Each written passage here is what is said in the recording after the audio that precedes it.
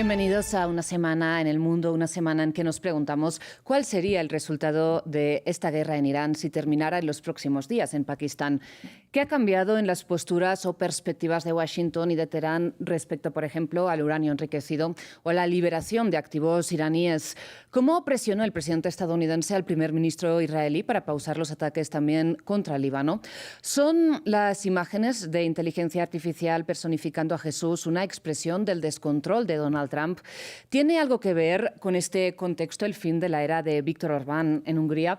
¿Será la cuarta la vencida para Keiko Fujimori en Perú? ¿Por qué está tan olvidada la guerra en Sudán? Bien, para el análisis de este panorama internacional contamos nuevamente con Carolina Urrego Sandoval. Ella es doctora en Economía Política Internacional del King's College of London. También nos acompaña hoy Alberto Prieto, él es subdirector del diario El Español, analista internacional y escritor. Y finalmente contamos con Manuela Schmidt, ella es periodista de Folha de Sao Paulo en Brasil. Carolina, Alberto, Manuela, muchísimas gracias por aceptar esta invitación de France 24.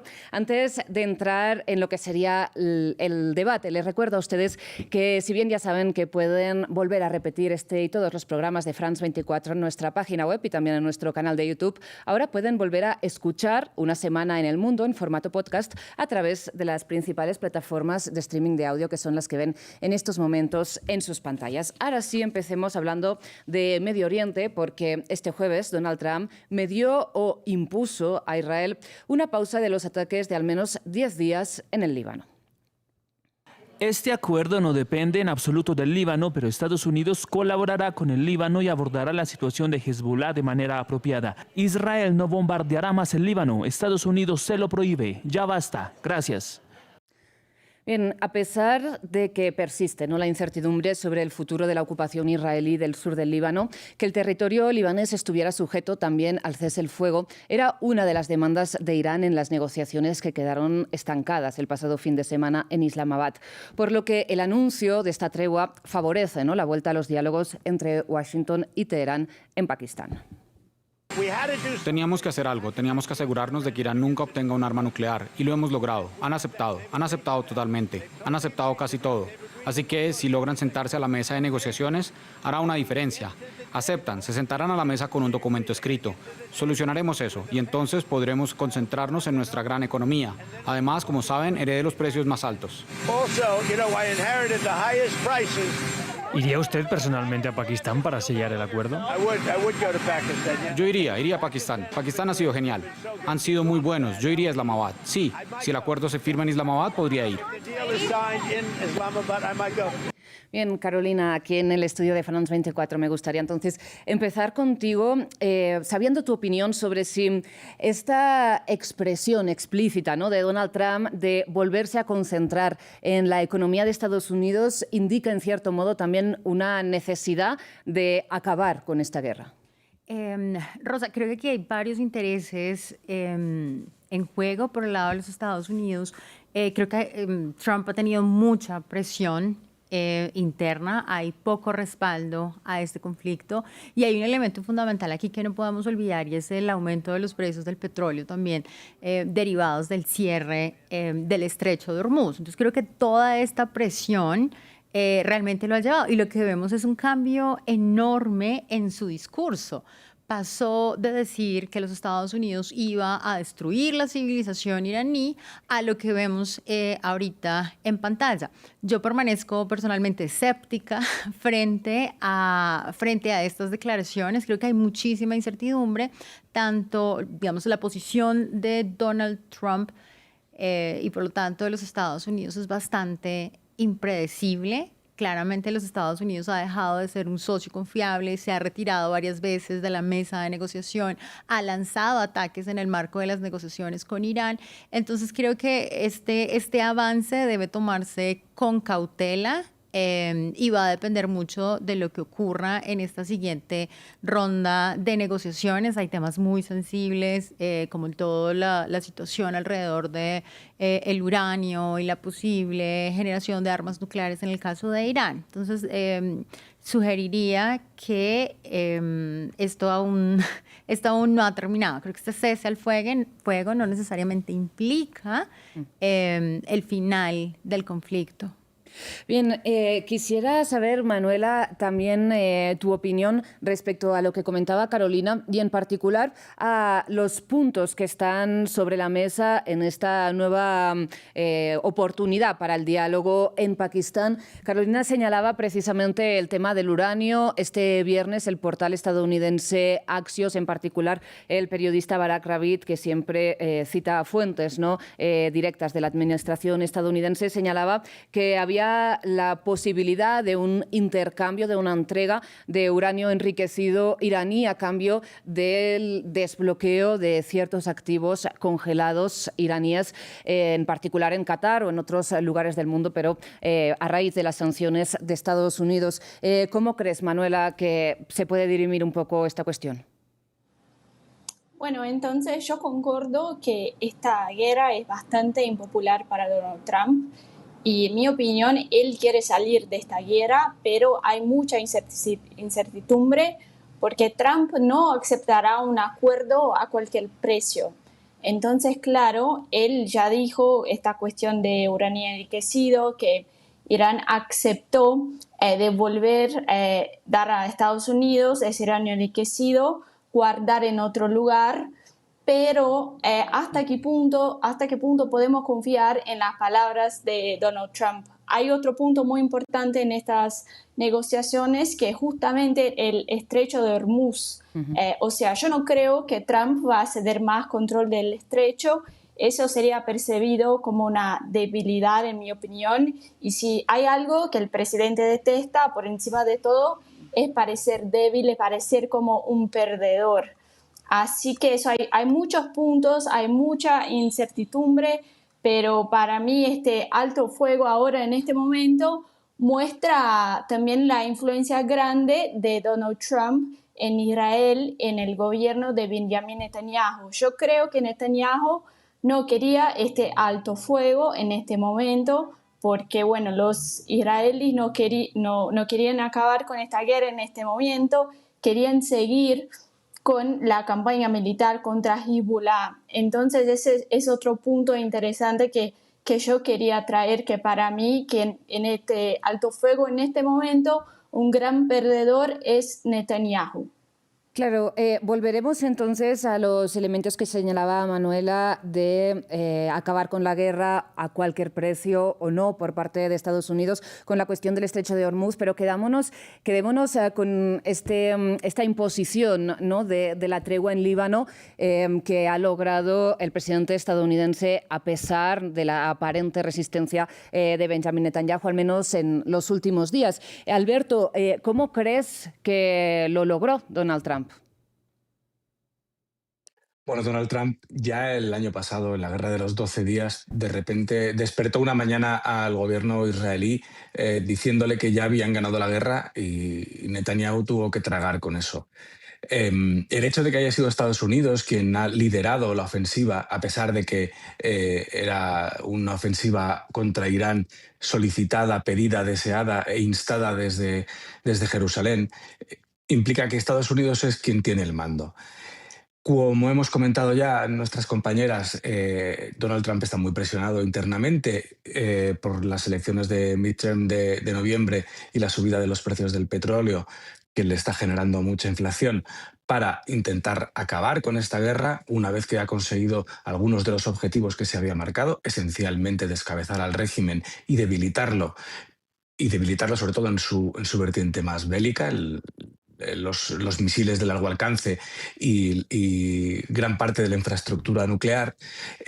Una vez conseguido eso, aunque no se ha logrado el objetivo final que deseaba Israel, que era conseguir impulsar un cambio de régimen en Irán para evitarse 40 o 60 años más de un enemigo en la región apuntándole con misiles de largo alcance y bombas nucleares, quiere forzar esta situación. Por eso, como yo mando aquí en este conflicto, porque soy yo el que ha puesto la principal cantidad de medios, me tienes que obedecer. En todo caso, Netanyahu se revolvió, mantuvo su ofensiva en el sur del Líbano un par de días más, ya ha advertido de que va a seguir manteniendo la presencia de los soldados e incluso derribando los inmuebles que considere sospechosos de haber albergado zulos de armamento o haber servido para la logística de Hezbollah.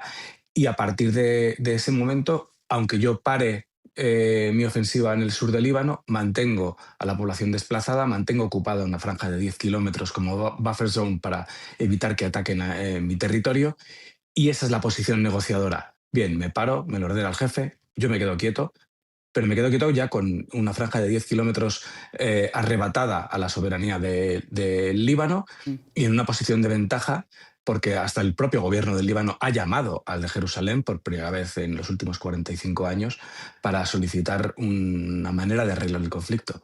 Claro, precisamente además el presidente estadounidense cuando anunció esta tregua en Líbano señaló que acababa de hablar tanto con el presidente libanés, con Joseph Aoun, como el primer ministro israelí, Benjamin Netanyahu, y que los invitaba a ambos en el plazo de las próximas 2 semanas a verse directamente, ¿no? Sin embargo, aquí no ha estado presente en las negociaciones Hezbollah, que es quien está, de hecho, enfrentado bélicamente con Israel. Y además, como señalaba Alberto, ¿no?, las tropas israelíes permanecen ocupando el sur del Líbano. En este contexto, ¿se puede esperar una solución a largo plazo entre estos dos países que, recordemos, están oficialmente en guerra desde la creación del Estado de Israel, que no mantienen relaciones diplomáticas? ¿Podemos esperar una solución a largo plazo, Carolina? Como mencionaba hace un momento, creo que existe mucha incertidumbre alrededor de ese tema y, digamos, a nivel estratégico, creería que eso no va a pasar aún. Es decir, hay mucha presión, hay muchas tensiones y claramente tú lo mencionaste, un actor importante que es Hezbollah no ha participado de esas negociaciones. Entonces, realmente yo me mantengo escéptica frente a eso. Creo que en cualquier momento, digamos en distintos escenarios, claramente podría haber un acuerdo, pero creo que lo más probable es mantener esto durante un tiempo relativamente corto y creo que posteriormente el conflicto va a volver a escalarse. Es posible, digamos, es uno de varios escenarios y considero que ese sería muy probable. Claro, una de las demandas, además, en las primeras negociaciones, de hecho, también en las que fueron interrumpidas por la propia agresión de Estados Unidos y de Israel contra Irán, era que la República Islámica dejara de financiar a sus proxies, pues entre ellos se entiende que Hezbollah. Manuela, tú señalabas eso, ¿no?, que Donald Trump no se conformaría con un final a cualquier precio. A tu parecer, ¿con qué se conformaría? Bueno, es difícil que se conformaría. Yo creo que una línea roja sí vamos a tener que hablar de las cuestiones nucleares. O sea, si Irán no está dispuesto a dejar este uranio enriquecido, yo creo que Trump puede salir de estas negociaciones y el conflicto puede seguir. Yo también el estrecho de Hormuz, en un momento Irán estaba hablando de empezar a cobrar una especie de peaje para los barcos que pasen por ahí. Yo creo que Donald Trump va a hacer lo que pueda para parar esto, porque imagínate, antes no había guerra, los navíos podrían pasar y ahora Trump inventó esta guerra, digamos, y ahora los navíos tienen que pasar. Yo creo que esas dos cuestiones, porque la gran cuestión de esta guerra al final también es la económica, ¿no? Son los precios de los petróleos, hay presión de otros países. Entonces yo diría que esas dos líneas rojas son las más importantes, digamos. Claro, Alberto, lo señalabas, ¿no?, como los objetivos de Estados Unidos y de Israel se han cumplido a la mitad de esos 4 que planteó Netanyahu a Donald Trump en un inicio para convencerlo para ir a esta guerra.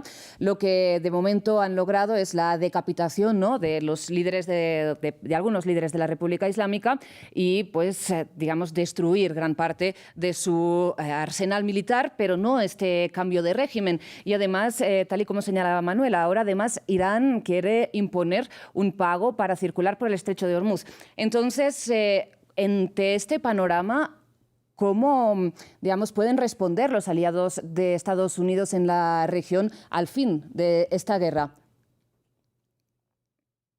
A ver, Que Irán intente imponer un peaje en el estrecho de Hormuz no es más que una posición negociadora, eso es insostenible. Que Estados Unidos responda colocando un bloqueo a la salida del estrecho de Hormuz para aquellos barcos que hayan podido pactar el pago de ese peaje es la respuesta como posición negociadora. Lo que ha demostrado esta guerra es que el ejército iraní es sí muy numeroso, sí muy bien armado, pero absolutamente vulnerable ante una ofensiva brutal de la mayor potencia militar del mundo. Vulnerable. No digo derrotable, porque tenía desde el principio una llave maestra, que era el estrecho de Hormuz, que yo siempre me he preguntado desde el 28 de febrero cómo Estados Unidos no había previsto que la respuesta de Irán sería o bien ganar la guerra de alguna manera inimaginable por todos nosotros, o bien sabiendo que no la puedes ganar, al menos no la vas a perder porque vas a bloquear el flujo del 20-25% del petróleo y del 60% del gas de todo el mundo. Eso no se lo puede permitir ni Estados Unidos, ni Israel, ni nadie, porque ninguno de sus socios lo van a aceptar y se le van a volver en contra. Entonces, ahora mismo estamos en un impasse de incentivos acabados y relato por construir para salir de esta guerra y que todos ganen, porque a nadie le conviene mantenerla durante más tiempo, porque todos perderían y no habría nada que ganar, porque provocar la caída del régimen haría falta botas sobre el terreno y muchos ataúdes de vuelta a Washington, que no tiene ningún sentido para Donald Trump, no le va tanto en esto, y a él ya le vale con que Israel deje de temer día a día los bombardeos no solo de Irán, sino sobre todo de sus proxies, y además que todo este flujo de acciones militares y de recolocaciones del mapa geopolítico debiliten al enemigo mayor de todo este juego, gran juego, que es China. La primera intervención con la que nos despertamos este año fue Venezuela, que era el mayor proveedor de petróleo de China. La siguiente con la que nos encontramos mes y medio después es en Irán, socio de Rusia y de China y proveedor de gas y de petróleo también para China. Donald Trump está queriendo cambiar el mapa geopolítico y los socios de Estados Unidos, vecinos de Irán, necesitan que se pare porque esa parte realmente ya la ha conseguido, que es la que andaba buscando. Ahora estamos buscando el relato de salida, yo creo. Claro, sigamos precisamente en lo de los socios de Estados Unidos, los vecinos de Irán, solo para puntualizar respecto a esta falta de planificación sobre que Irán respondería cerrando el estrecho de Hormuz, según lo que ha trascendido de esa reunión que mantuvo Benjamin Netanyahu con Donald Trump en la Situation Room de la Casa Blanca el 11 de febrero. Los israelíes, la inteligencia militar, aseguraron que Irán estaría tan debilitado que no sería capaz de cerrar el estrecho de Hormuz ni de atacar contra los activos estadounidenses de la región. Precisamente, Carolina, ¿cómo crees que perciben los países del Golfo un final de la guerra ahora mismo? ¿Realmente Irán está debilitado, está reforzado en términos de imagen, ¿no? Sobre todo de relato, tanto interno como externo, de apoyo? Hay una dimensión en la actualidad que tiene que ver mucho con el relato y con la comunicación. Muy estratégicamente, Irán ha venido construyendo una narrativa de resistencia en la región y de resistencia con el resto del mundo. Hemos visto, porque hoy en día las peleas se llevan también, digamos, este tipo de discusiones se llevan también a través de redes sociales. Entonces, muchos de los comunicados más fuertes del presidente Donald Trump han ocurrido a través de la red social Social, donde ha hecho unas afirmaciones supremamente fuertes, ha establecido unas fechas límites y en cada una de esas situaciones ha tenido que echar para atrás. Mientras tanto, Irán se presenta como el país que ha resistido precisamente a uno de los ejércitos más grandes del mundo, a una potencia militar, y creo que esto lo está posicionando de una forma en la que en el marco de la negociación, tanto Irán como los Estados Unidos deben venderle a distintas audiencias la historia de ganamos o del lado iraní resistimos. Y ellos han venido haciendo unas actividades que realmente son muy interesantes y que muestran un cambio también en la posición, digamos, en la política exterior iraní, en su narrativa y también yo creo que un relevo generacional, y son todas estas campañas en Internet con estos cómics creados con inteligencia artificial en los que realmente atacan a la figura de Trump, a los Estados Unidos, y, y eso realmente afectaba la imagen de este presidente, para quien claramente su imagen pública va a ser muy importante. Entonces creo que hay un elemento que no podemos perder de vista. Claro, y precisamente esto ya sería otro tema, pero la imagen de Israel dentro de Estados Unidos se está degradando de forma inédita, ¿no? Y esta semana 40 de 47 senadores demócratas votaron por primera vez en contra de enviar bulldozers a Israel. Sin embargo, para ir cerrando este tema, ya que Carolina hablabas de la imagen de Donald Trump, Manuela, me gustaría saber tu opinión sobre estas imágenes que ha publicado el presidente de Estados Unidos en el marco de su disputa contra el Papa León XIV por sus críticas, ¿no?, a la guerra en Medio Oriente, en que, entre otras cosas, él personificaba pues, la figura de Jesús, una imagen que luego dijo que en realidad lo que quería mostrar era a él como médico en homenaje a los trabajadores de la Cruz Roja. ¿Qué crees que muestran un poco estas imágenes del carácter del presidente estadounidense, de su forma de tomar decisiones? Bueno, creo que eso refuerza la imagen de un Trump cada vez más autoritario y autócrata. Creo que estamos entrando en una nueva orden mundial donde el más fuerte cree que puede tomar las decisiones. Y quería comentar brevemente sobre esta cuestión de imagen de Irán. Yo concuerdo también con esto. Voy a ser bastante breve. Quería solo recordar que antes de esta guerra la teocracia vivía un momento bastante debilitado, capaz la crisis más grande desde 1979, con masivas protestas en el país. El régimen respondió con una brutalidad tremenda. Organizaciones de derechos humanos citan cifras de más o menos 6.000 muertos. Y en este contexto, Trump llegó a presentarse como un aliado del pueblo iraní, instándolos a tomar las armas, prometiendo respaldo y ayuda. Pero esa narrativa tampoco duró. A medida que los bombardeos avanzaron en esta guerra, alcanzando también escuelas, universidades, infraestructura civil, y Trump llegó a un punto que llegó a llamar a los iranianos de animales y dijo que podría destruir toda una civilización. Bueno, eso también crea un discurso antiimperialista aún más fuerte en la región. Entonces yo solo quería respaldar eso, de que Irán también tiene esta narrativa, va a vender esa narrativa de que, bueno, se defendió, claro, muchas personas murieron, está debilitado, pero el régimen sigue ahí y pudo defenderse ante esta grande potencia que es Estados Unidos. Entonces solo quería hacer este recuerdo de los últimos meses y cómo también fue cambiando el discurso de Donald Trump. Claro, por supuesto, y precisamente también la imagen, ¿no?, de Donald Trump y el hecho de incumplir una de sus principales promesas de campaña, la de no entrar a participar en nuevas guerras infinitas en Medio Oriente. Me pregunto cómo ha podido impactar en el resultado de las elecciones en Hungría, ¿no?, porque la administración estadounidense apoyó abiertamente la reelección de Viktor Orbán, que sin embargo fracasó estrepitosamente frente a Peter Magyar. Me pregunto si el apoyo de Donald Trump ha sido contraproducente en esta ocasión. Alberto, ¿tú cómo lo ves desde Europa? A ver, el apoyo de Donald Trump en Europa no termina de sentar bien.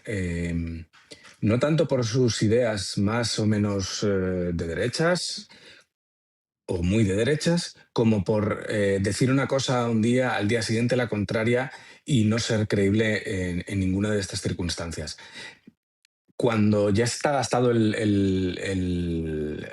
gobierno de Víctor Orbán, sobre todo porque un 50% de los húngaros no terminan de llegar a fin de mes ni de poder llenar su nevera, la realidad es que por mucho que te apoye el gran emperador del mundo y supuesto líder del mundo libre, es prácticamente imposible que eso vaya a hacer tracción entre tus eventuales votantes si ellos mismos han descubierto que tu modelo no les sirve, no le funciona.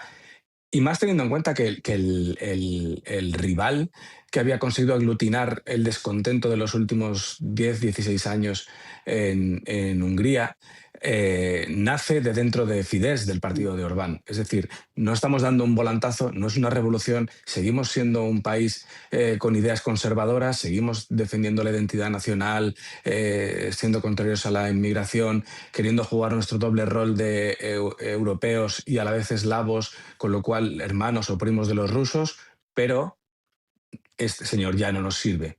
Si nos decían que nos estaba quitando las libertades, pero a cambio teníamos la nevera llena, pues todavía nos puede valer, pero si no tenemos cómo salir adelante, ya no queremos ni una cosa ni la otra. Trump no es un activo, está pasando también en España. El único partido a nivel europeo de cierta importancia que se apoya en Trump y apoya a Trump ahora ya incluso de manera sin cuestionarlo en nada, es Vox, que es el tercer partido de España, un partido de derecha radical que estaba siendo la excepción dentro de Europa por no ser capaz de sobrepasar al partido de centro-derecha hegemónico, y ahora incluso está siendo la excepción dentro de Europa porque es el primero que se está estancando en sus expectativas de voto. El mundo está cambiando geopolíticamente y Trump está imponiendo una nueva dialéctica de la ley, la misma dialéctica de siempre, que nos habíamos olvidado de ella los últimos 50 años, de la ley del más fuerte. Él la está imponiendo con su estilo transaccional de negociante, de hombre de empresa, y así es como va a terminar negociando la salida del conflicto de Irán, porque a él no le importa ganar cuanto poder contar que ha ganado. Y aunque el de enfrente también pueda contar que ha ganado, si él tiene su relato para su público, le bastará.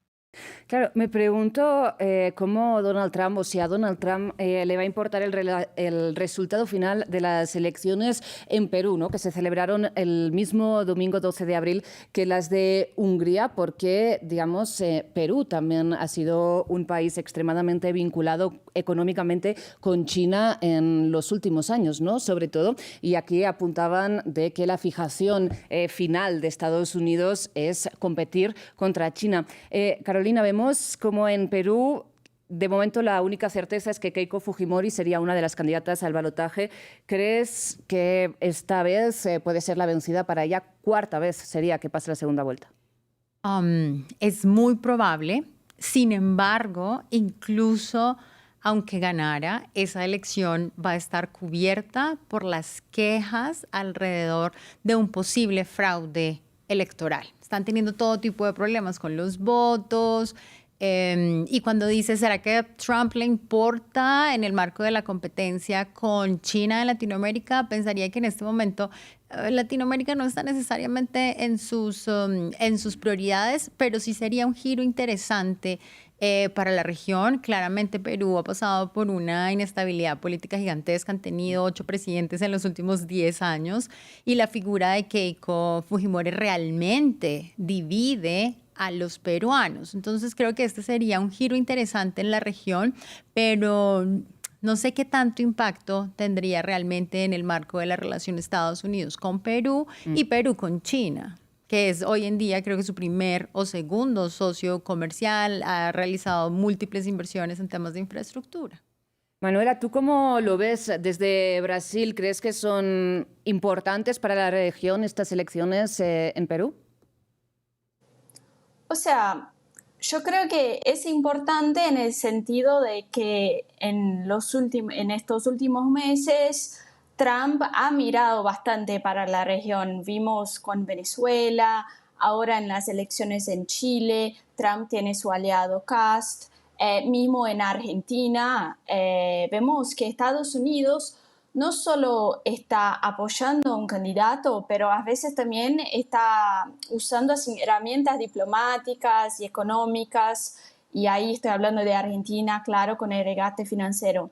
No creo, ¿no?, que Perú sea el país más importante, pero porque tenemos este año, bueno, elecciones acá en Brasil, tenemos elecciones en Colombia, donde Gustavo Petro es un presidente que tuvo ahí una relación bastante conturbada con Trump. Entonces yo creo que esos dos países, creo que Trump va a estar un poco más atento, pero si miramos todo el contexto, claro que sí importa. Y bueno, Trump ha tenido bastante suerte en América Latina, digamos, porque también en Honduras el candidato que recibió el apoyo de Trump también ganó, que más o menos al contrario de que vimos en Europa y en otros lugares, Canadá, por ejemplo, Trump no tuvo tanto suceso en Polonia. Entonces vamos a ver, no creo que sea el país más estratégico, pero claro que más un aliado nunca es algo malo, ¿no? Claro, pues seguiremos tanto lo que ocurra en Perú como bien señalas también en Colombia y Brasil, países que sí han estado en la mira y en las amenazas explícitas de Donald Trump en los últimos meses. Ahora, para cerrar esta conversación, me gustaría saber su opinión rápidamente sobre por qué la guerra en Sudán está tan invisibilizada, cómo lo que empezó como un conflicto entre dos generales ha generado la crisis humanitaria más grave del planeta, según Naciones Unidas, de las que tenemos pocas cifras exactas y que ha dividido el país y entra en su cuarto año de guerra civil. Alberto. Bueno, Sudán es un país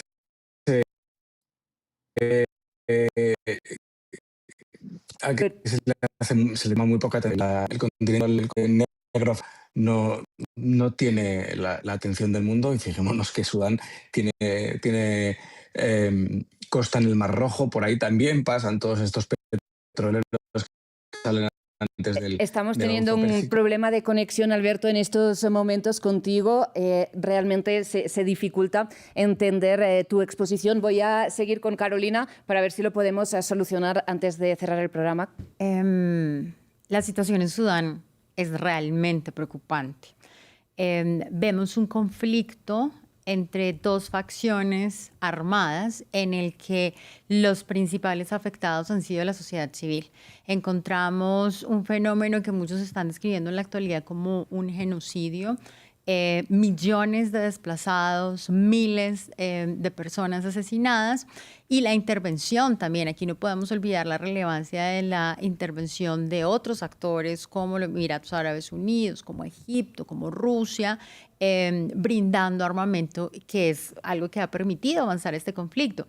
¿Y por qué está invisibilizado? Creo que aquí entran diversos elementos estructurales. Creo que la llamada comunidad internacional presta mucha mayor atención a ciertos grupos, a ciertas poblaciones, también dependiendo de qué tan estratégicos son para sus intereses. Claro. Si bien Sudán tiene distintos recursos, oro, una posición estratégica hacia el Mar Rojo, pensaría que el interés que tienen otras potencias es relativamente limitado. Insisto, Sí. con esta forma selectiva de en qué conflictos y en qué grupos nos vamos a enfocar cuando ocurren este tipo de situaciones. Pero Claro. es importante mencionarlo y es importante discutirlo. Manuela. Sí, yo estoy de acuerdo. Yo creo que hay una ausencia de interés geopolítico directo, básicamente. O sea, Sudán ocupa una posición central en las disputas de las grandes potencias, como estábamos hablando de China, Rusia, Estados Unidos. La complejidad del conflicto no es un conflicto donde hay, por ejemplo, perseguición contra una minoría étnica, estamos hablando de un grupo armado contra otro ejército. Hay una complejidad ahí también que no ayuda para la gente a entender lo que pasa ahí.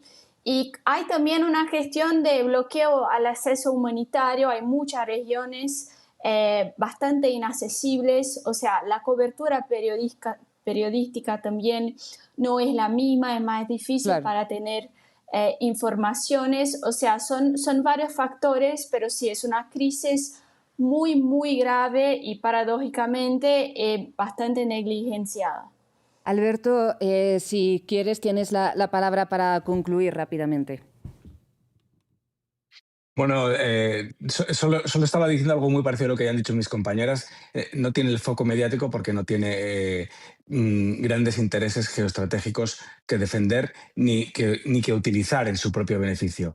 ¿Por qué estamos siempre pendientes de cada movimiento de un solo soldado en Siria, Irán, Irak? Porque por ahí pasa todo el flujo de energía para el resto del mundo. Y Sudán no ha sabido ejercer en ningún momento y nunca, porque nunca ha sido un Estado del todo funcional, su influencia en sus costas en el Mar Rojo. Es tan sencillo como eso. A nadie le importa Sudán porque Sudán no ha conseguido hacerse importar. Alberto, pues muchísimas gracias por esta conclusión. Muchísimas gracias, Carolina.